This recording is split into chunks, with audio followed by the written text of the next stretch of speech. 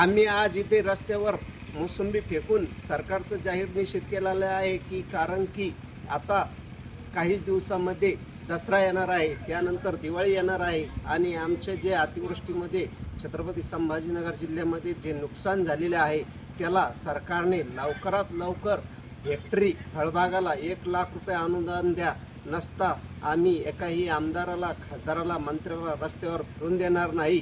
आमचं जे नुकसान झालेले आहे पावसामुळे त्याकडे कोणी येऊन बघायला तयार नाही, पीक पंचनामे सुद्धा कोणी करायला तयार नाही आणि शेतकरी आज अडचणीत असताना या शेतकऱ्याला धीर देण्याचं काम कोणीही करत नाही।